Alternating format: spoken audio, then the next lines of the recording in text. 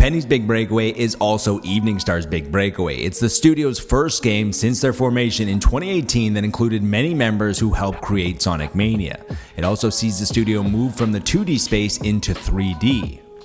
It's clear that 90's Sega is in the team's DNA. Penny is loaded with bright colors, random items to collect, a whimsical story all the way down to fighting an army of penguins, and an even more whimsical protagonist with a magical yo-yo. More importantly, the design mantra of the game is about speed and combos with hints of Sonic and Jet Set Radio as you chain moves together. Just as Penny tries to chain together moves, we are trying to chain successful years together, and the goal for 2024 is 15,000 subs. We're trying to do this by focusing on positivity. So if you enjoy our content and you want to help be part of the solution, then like, subscribe, share, or comment. Any or all of these will help. You could have watched a lot of videos and you watched this one, so thank you, and remember to be nice to your fellow gamer, but more importantly, be nice to your fellow human. The speed and momentum of Penny's Big Breakaway is built around the skills of her magical yo-yo. Penny is given access to almost all of her skills immediately, including grapples, rides, dashes, and grabs. Each skill on their own are fun, and the ability to combo them together leads to some memorable moments, especially when they are chained together with the interactivity of each level with things like cannons, springboards, hang gliders, and much more.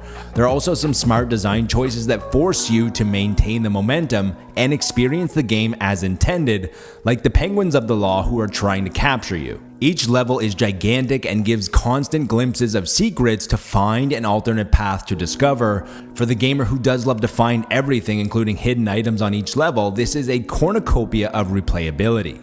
On top of trying to get the maximum score, there are time stages and bonus challenge worlds that you need to purchase that will keep you busy well beyond the price of admission. It's fairly ironic that the same team behind Sonic Mania created Penny's Big Breakaway, as there can be times when the movement and flow is magical as you turn riding on a yo-yo into a vine swing and then onto a zip line that traverses you halfway around the world beautifully. But just like Sonic, it can all come grinding to a halt in the blink of an eye. The player doesn't always feel like they are in the driver's seat. You aren't in control of the camera, the controls do lack intuition sometimes, and they don't always work as you intend them to, and there are also a few refinement issues with collision detection where you can get stuck in a wall or fall through the ground. Surprisingly, there are no difficulty options, which could have alleviated some of the headaches and frustrations with Penny's Big Breakaway. Adding in more platforms, extra checkpoints, or even just giving Penny a few more life bars would have been a great place to start. The addition of boss fights to most games are a good idea as they add variety to the experience and design, but the boss fights in Penny's Big Breakaway do the exact opposite. Instead, they served as a negative distraction from the best parts of the game, which were the momentum-based platforming, as they introduced weird mechanics that were mostly frustrating. In an alternate universe, there is a director's cut of Penny's Big Breakaway with refinements and some different design choices that put it in the pantheon with the greatest 3D platformers of all time.